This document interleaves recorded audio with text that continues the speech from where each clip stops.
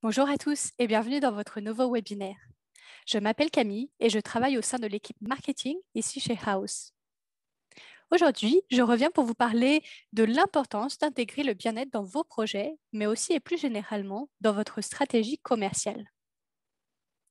La crise sanitaire mondiale affecte l'ensemble de l'activité économique, y compris les secteurs de la décoration et rénovation d'intérieur. Nous sommes aujourd'hui nombreux à travailler de chez nous et nos intérieurs n'ont jamais autant compté. Tout le monde poste des photos de déco, de rénovation de maison, d'idées bricolage, de coins bureaux dans la cuisine, d'aménagement de jardin ou d'autres projets pour mieux vivre le télétravail, mais aussi trouver des pauses bienvenues. Disposer d'un endroit où on se sent bien et en sécurité est vraiment devenu primordial. Le bien-être est sur toutes les lèvres. Des termes tels que adaptabilité, ergonomie ou maison honnête se démocratisent. Mais sont-elles pour autant récentes? Non, mais en fait, elles étaient juste moins d'actualité jusqu'ici, alors qu'aujourd'hui, elles prennent tout leur sens. Aujourd'hui, nous allons parler de bien-être, revenir sur des conseils pour l'incarner dans vos projets et en faire un vrai levier de croissance pour votre activité. Revenons tout d'abord sur la notion de bien-être.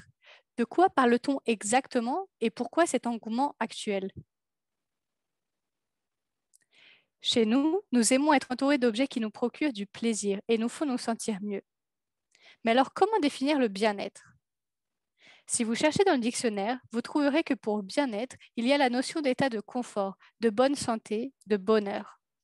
Dans le contexte actuel, c'est un terme que l'on retrouve dans tout ce qui touche à la maison, et ce pour plusieurs raisons. Alors, comme vous le voyez à l'écran, la première chose, c'est la pandémie qui nous a contraints à adopter le télétravail et à réorganiser nos priorités. Nous aménageons nos espaces pour passer des moments en famille plutôt que de dîner à l'extérieur. Nos intérieurs deviennent en quelque sorte un refuge, un endroit où on se sent en sécurité. La deuxième raison, c'est la nature. Nous sortons plus comme avant. Il est devenu vraiment fondamental de fondre en quelque sorte les espaces intérieurs et extérieurs. Donc par exemple avec des plus grandes fenêtres, des plantes, des jardins, des balcons si possible. Et si nous ne pouvons pas aller au vert, alors faites-leur entrer chez vous et dans les maisons. Et enfin, la dernière raison, c'est l'adaptabilité et l'ergonomie. Beaucoup de gens sont en télétravail et passent une grande partie de leur temps libre à la maison, ce qui génère une surexposition aux écrans. Par exemple, la télévision, les ordinateurs portables, les téléphones mobiles, les consoles de jeux parfois, etc. On recherche donc des espaces mieux éclairés et des intérieurs aux couleurs plus apaisantes, facilitant la déconnexion et l'apaisement. Dans nos sociétés actuelles, on parle de plus en plus d'architecture ou de design qu'on dit collaboratif. Les villes du futur doivent relever un défi majeur avec les termes coexister, connecter et partager. Ainsi, des modèles de propriété alternatifs émergent et impliquent le partage de nouveaux espaces et services, tels que par exemple le co-living ou encore le coworking. La raison? Dans de nombreux cas, c'est une conséquence des prix élevés des biens, mais aussi une pénurie de mètres carrés. Et dans d'autres, ces initiatives visent à lutter contre la solitude de la vie urbaine en se sentant membre, en quelque sorte, d'une communauté. Peut-être avez-vous également entendu parler du terme maison honnête. Un architecte d'intérieur sur Ouse les définit comme des habitations reflétant les traits pour traits des personnalités de leurs occupants. Donc, tout laisse à penser que l'émotion n'est pas aujourd'hui plus étrangère au métier du logement. Imaginer une maison honnête, c'est vraiment se concentrer sur des matériaux, par exemple, naturels et durables, avoir des objets qui évoquent des souvenirs, des moments partagés, et aussi des éléments tactiles auxquels la main peut être sensible. Une maison honnête est donc le résultat d'une conception pensée en lien avec l'ergonomie et donnant la priorité au bien-être. D'ailleurs, si le sujet vous intéresse, vous pouvez retrouver tous les articles de notre équipe éditoriale que je vous mettrai dans la description de cette vidéo. Architecture et conception d'intérieur ont donc une influence significative sur notre santé physique, mais également psychique. Voici donc à présent 5 conseils pour penser la notion de bien-être dans tous vos projets et livrer une expérience client de haut niveau. Le premier conseil, c'est de dessiner des espaces qui favorisent les échanges. Le principe le plus important est la réflexion en fait autour du lien social et non autour par exemple d'un poste de télévision. Donc, créer des espaces sans distraction digitale, favoriser les interactions saines et spontanées entre les occupants. Le deuxième conseil, c'est de disposer le mobilier de façon à faire entrer un maximum de lumière. Assurez-vous que les bureaux soient placés le plus près possible des fenêtres pour que le télétravail ne se fasse pas uniquement entre quatre murs. Conservez également un éclairage à plusieurs niveaux, avec des lampes et des variateurs d'intensité. Un éclairage tamisé favorise en effet la détente du corps et de l'esprit en fin de journée. Tout comme il est essentiel d'ailleurs d'optimiser la lumière du jour, il faut également penser à diminuer l'intensité et la luminosité à certains moments de la journée.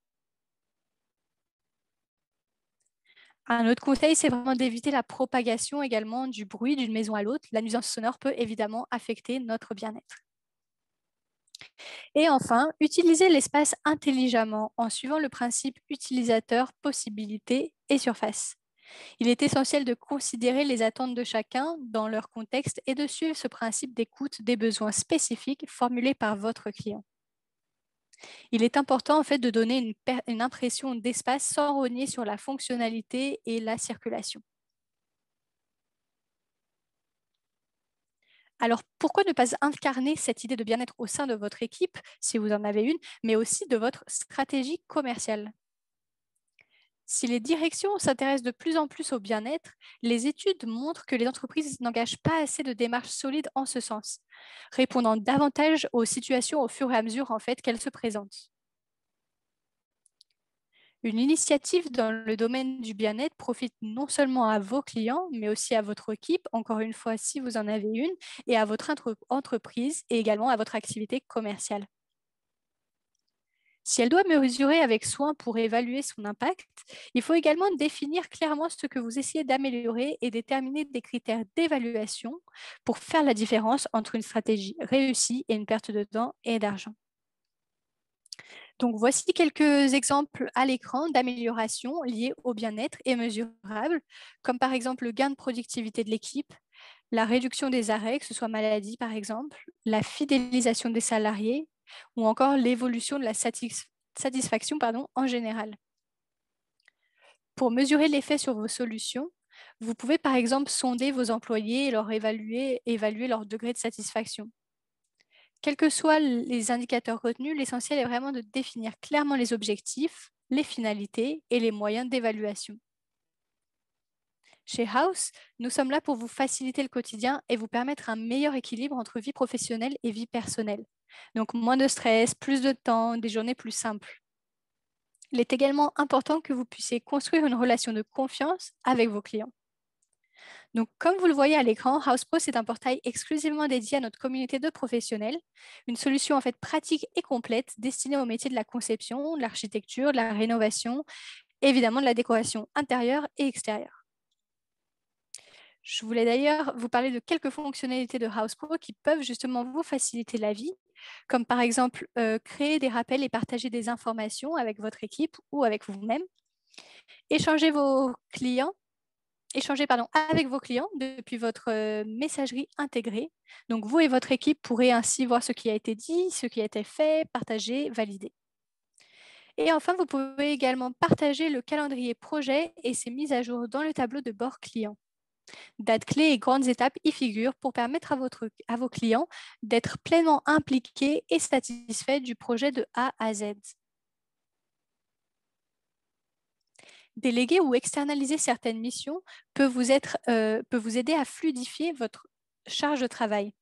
Si vous n'êtes pas en mesure de recruter un collaborateur, alors faites appel à un indépendant pour gérer les tâches qui ne font pas partie de votre cœur de métier. Vous pourrez ainsi davantage vous consacrer à ce que vous faites de mieux. Donc, constituez un carnet d'adresses de professionnels que vous avez rencontrés ou avec qui vous avez déjà travaillé et que vous pouvez contacter en cas de besoin. Vous pouvez également déléguer certaines tâches à un professionnel sans forcément l'intégrer dans votre équipe, hein.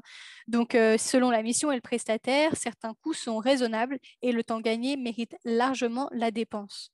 Comme vous pouvez le voir à l'écran, je vous donne certaines idées de tâches qui peuvent être externalisées. Une professionnelle sur House nous a dit que déléguer certaines tâches a profité à son entreprise et également à son bien-être personnel. Donc, je cite, elle nous a dit, j'ai commencé à déléguer parce que j'étais agacée de devoir mettre de côté mon travail de création et traiter des problèmes mineurs. Maintenant que je délègue, j'ai plus de temps pour piloter ma communication, ma prospection et exploiter ma créativité. En tant que professionnel, vous êtes au courant des dernières tendances. Vous maîtrisez votre vocabulaire métier. Mais faites-vous usage dans votre propre environnement personnel? Prenez le temps d'observer votre site Internet et vos réseaux sociaux. Reflète-t-il réellement ce que vous êtes et ce que vous proposez comme service, par exemple? Il est essentiel en fait de construire une relation de confiance avec vos clients actuels ou anciens et vos prospects. Donc, par rapport à votre profil House, par exemple, renforcez votre impact en partageant vos meilleurs projets et en valorisant vos points forts sur votre profil, justement. Avez-vous déjà conçu des intérieurs y intégrant pleinement les principes du bien-être? Êtes-vous à l'aise avec les concepts de la maison honnête, par exemple? N'hésitez pas à vraiment montrer vos connaissances. Et par rapport à votre site Internet, c'est la même chose, hein. Votre site Internet est vraiment votre vitrine et c'est un atout pour vous montrer qui vous êtes et quelles sont vos expertises. Tous les propriétaires ne sont pas sensibilisés au concept de maison honnête. Donc, si vous ne savez pas comment trouver votre client idéal, nous avons la solution. La communication locale ciblée de House vous permet en fait de toucher les bons prospects dans le ou les secteurs géographiques que vous avez choisis pour les projets qui vous intéressent. Donc faites-vous connaître et même reconnaître, publiez des photos de vos réalisations et bénéficiez d'une mise en relation avec des clients en recherche de vos budgets, de leurs projets pour votre situation géographique. Et avant de conclure cette session, je voulais vous préciser que vous trouverez une feuille de route sur la page d'accueil de ce webinaire. Donc, c'est la feuille que vous voyez à l'écran, que vous pouvez télécharger, réouvrir, partager. Elle vous aidera en fait à définir une stratégie commerciale autour du bien-être, que vous travaillez de chez vous, à distance ou même à un bureau. Et voilà, c'est tout pour aujourd'hui. Merci d'avoir été des nôtres. Si vous souhaitez en savoir plus sur HousePro ou sur les éléments que nous vous avons transmis, n'hésitez pas à nous écrire à l'adresse indiquée à l'écran, donc contactfr@house.com, et nous vous mettrons en contact avec un membre de notre équipe. Merci encore et à bientôt pour un nouveau webinaire.